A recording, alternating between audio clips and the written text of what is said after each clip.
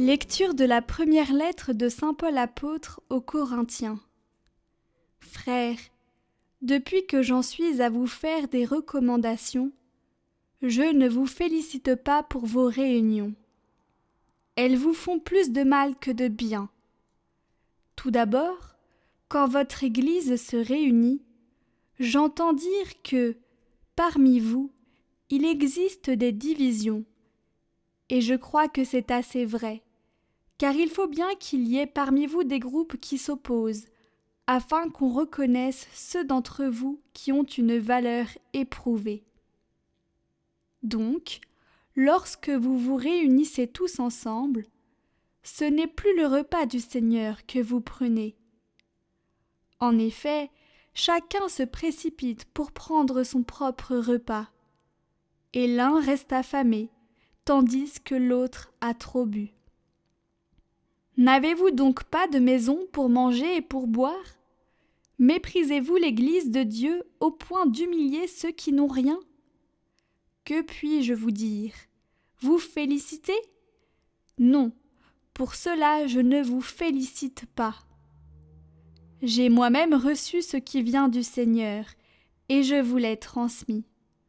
La nuit où il était livré, le Seigneur Jésus prit du pain, puis, ayant rendu grâce, il le rompit et dit : « Ceci est mon corps, qui est pour vous.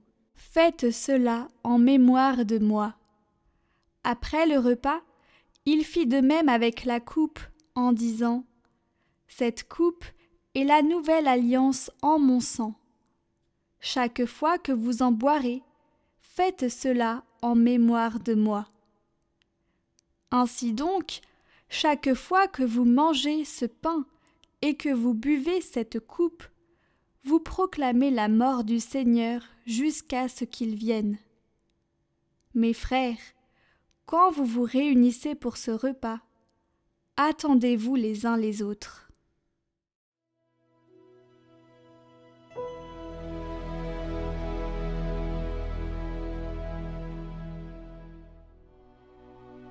Proclamez la mort du Seigneur jusqu'à ce qu'il vienne. Tu ne voulais ni offrande ni sacrifice. Tu as ouvert mes oreilles. Tu ne demandais ni holocauste ni victime. Alors j'ai dit : voici, je viens. Dans le livre est écrit pour moi ce que tu veux que je fasse. Mon Dieu, voilà ce que j'aime. Ta loi me tient aux entrailles. J'annonce la justice dans la grande assemblée. Vois, je ne retiens pas mes lèvres. Seigneur, tu le sais. Mais tu seras l'allégresse et la joie de tous ceux qui te cherchent. Toujours ils rediront : le Seigneur est grand, ceux qui aiment ton salut.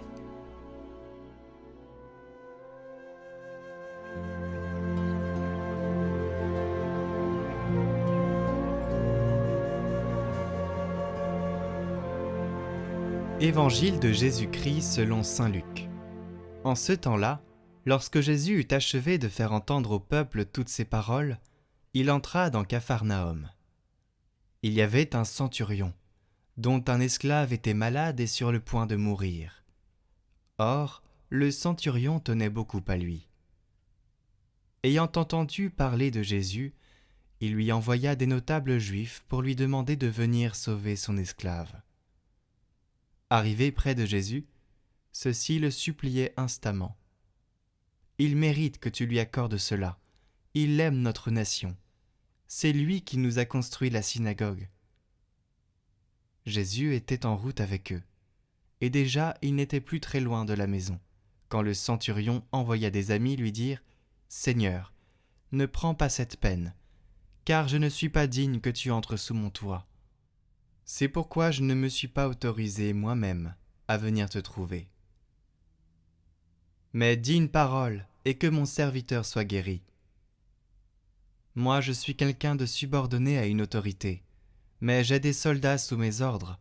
À l'un je dis va et il va, à un autre viens et il vient, et à mon esclave fais ceci et il le fait. » Entendant cela, Jésus fut en admiration devant lui.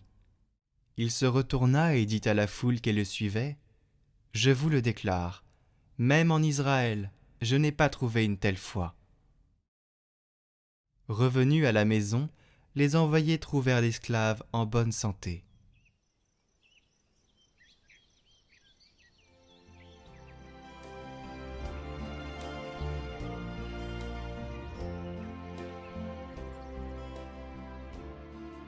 Mais peut-être la reconnaissance la plus émouvante de la pauvreté de nos prières a-t-elle fleuri sur les lèvres de ce centurion romain qui supplia Jésus un jour de guérir son serviteur malade. Il se sentait complètement inadapté. Il n'était pas juif. C'était un officier de l'armée d'occupation qui était haï. Mais la préoccupation pour son serviteur lui fait oser, et il dit « Seigneur, je ne mérite pas que tu entres sous mon toit, mais dis seulement un mot, et mon serviteur sera guéri. » C'est la phrase que nous répétons nous aussi dans chaque liturgie eucharistique. Dialoguer avec Dieu est une grâce. Nous n'en sommes pas dignes. Nous n'avons aucun droit à avancer. Nous boitons avec chaque parole et chaque pensée.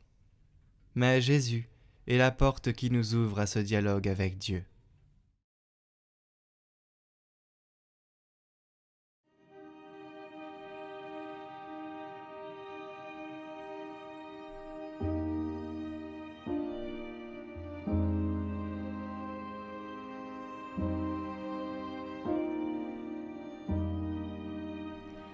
Ô Mère de miséricorde, Marie intercède pour nous. Tu reçois nos peines et nos souffrances. Marie intercède pour nous. Ave, Ave, Ave Maria.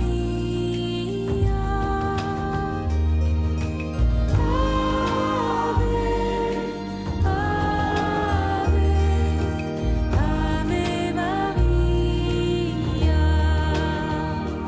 Avec toi nous contemplons la croix. Marie intercède pour nous. Apprends-nous à vivre dans la foi. Marie intercède pour nous. Ave, Ave,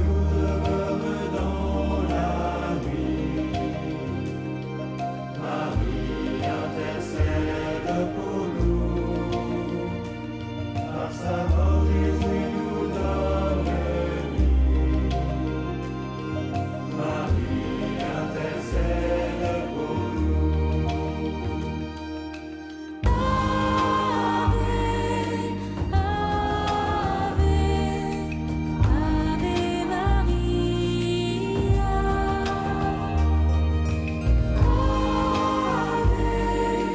Ave, Ave Maria. Tu témoignes de Jésus vainqueur. Marie intercède pour nous. Sa puissance vient changer nos cœurs.